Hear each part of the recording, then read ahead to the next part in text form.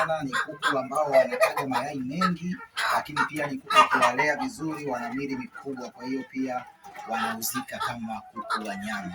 Ni kuku wazuri sana. Hapa ni Bahari kwa mteja wetu.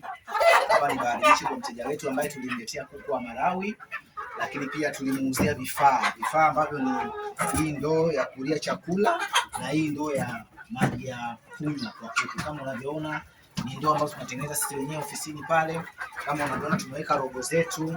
Ni ndoo nzuri, hii ndoo ya lita 20 ambayo ukijaza chakula ina vidude 6. Kwa hiyo hii ndoo kuku 20 wanaweza wakatumia hii ndoo kwa siku moja. Hata maji pia kama unavyoona, na kuku tunaona ni wakubwa, wana afya nzuri.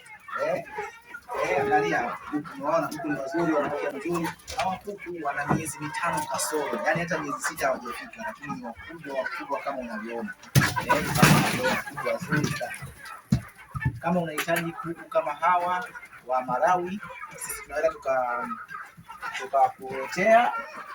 tukakuletea hawa kuku, lakini pia tunaweza tukakuuzia vitu mbalimbali kama incubator, feed chopper na vyombo vya kulishia vyakula vya mifugo, pia tunaweza tukakuletea. Tunapatikana Tabata, Kisukuru, mtaa wa Migombani. Chukua namba hapo, tutafute ili tuweze kukuhudumia. Tunatengeneza pia mabanda mazuri, tunatengeneza pia na keji, yani vizimba vya kisasa vya mbao na chuma. Karibuni sana, asanteni sana.